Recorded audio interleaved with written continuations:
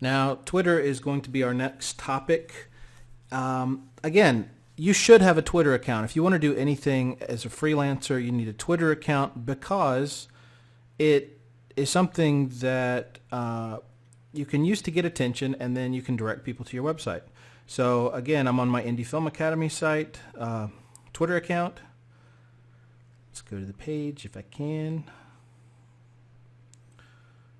And of course, it's not responding. Well, while we're going, okay, here we go. Right now I have 7,097 followers. Now, how do I get followers? One of the quickest ways to get followers is just to get people to follow you back. So you get on and you can start clicking on people who you think would be in your niche or other people that you want to try and get retweets from. One of the quickest ways you can get out there and get people to notice you is to get retweeted by somebody who has tons of followers. Now, all these tactics and everything have been overdone and overused. So at this point, everybody's become pretty jaded on Twitter about things like, if you write, please retweet this or whatever. So you want to try to put things that people will naturally retweet. So what goes into a good tweet? If you want to put something, let's say, for example, I'm going to try to promote a blog post that I have. So I'll put the link to the post. And one thing that Twitter seems to be doing now, it seems to be shortening the URLs for you, so you don't have to go to Bitly or one of these websites where you shorten the URL so that it doesn't take so much space, because you only have 140 characters here. So I'm going to put, let's say, for example, this is the link.com to my website. And you can see that turns blue to show that it's actually a link. Actually, it doesn't link to anything. Let's say I'm going to use the example of the ebook again just because it's easy. Top 10 ways to promote your ebook.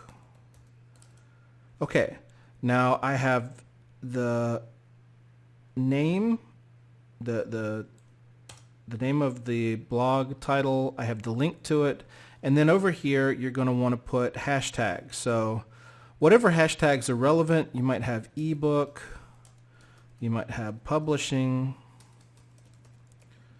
and it'll even give you some ideas over here as to what to put.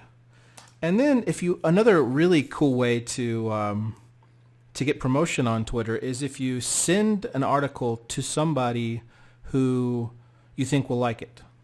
Okay, now let me try another thing real quick. Another way to get a lot of responses from people who have a lot of followers is to promote the blog of somebody else with a lot of followers and send them and tweet to them that you've put that up on your Twitter. So if, for example, let's say you read an article written, this is stupid, but written by J.K. Rowling, right? You would say the next Harry Potter book review. And maybe this isn't written by J.K. Rowling, or maybe it's written by, obviously she's not going to write a review of her own book, but I guess the point is that you can promote somebody on Twitter and send the tweet to them by putting their Twitter address. Let's say it's J.K. Row. Here it is. It came up for me. So you put that there, and then you can put some more hashtags, Harry Potter. And I know this is all like Twitter 101, this is very simple, but that's how you kind of use Twitter, and then maybe you'll get a retweet from her, or maybe you'll get a retweet from people who follow this hashtag, whatever. But that's just the way. The whole point is that people will start to see who you are, and on your page, here's my Indie Film Academy page. Let's click on that. Now on my page, on the right, I have links to my site, so I can click on that. And then I've got some hashtags here that are relevant to filmmaking. So I've got hashtag filmmakers, hashtag filmmaking, and hashtag support indie film. I've also got a link to my website. So this all plays into the funnel. You know, all of these people that come see my site, maybe 5%, maybe just 1%, whatever, but a certain percent of people are going to click on my page and they're going to see who I am and what I'm doing. I've got my logo here. I've got my podcast logo here on the top. So you're also kind of branding yourself. And some people use Twitter for other things, but when you're specifically trying to be a freelancer, this is a great way to get a little bit of publicity from people that wouldn't see you somewhere else. Now, there's two outside programs that I'm currently using that I recommend. One is called RoundTeam.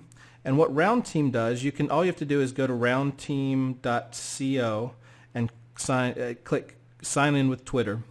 And what it does is it allows you to take 2 or 3 hashtags and retweet them on your site. So right now I retweet everybody who puts the hashtag indie film, I retweet it. Everybody who puts the hashtag filmmaking, I retweet it. Now it costs about, say, $3 a month. But I've probably gotten 1,000 plus followers through that just because I'm constantly retweeting things that are relevant to filmmaking. The other service that I use is called Buffer. And no ties with me. But Buffer, what that allows you to do is whenever you tweet something, it allows you to schedule additional retweets of the same tweet. So let's go over to Twitter, and I'm going to tweet something. I will tweet just a test. Hi, this is a test. And because I have Buffer, because I've signed in there, and it's the plugin is on my site, which is done all automatically, I can tweet that, but I can also buffer it, which means that I can set it to automatically retweet that at certain times of the day. And one of the key things you can do with that is you can set it to retweet at the times of day when most people are retweeting. So I've gotten countless retweets just from using Buffer. And Buffer will also, I believe it integrates into your browser so that anytime you're tweeting something, you can choose whether or not you want to use Buffer. Okay, so I think that's about it for Twitter.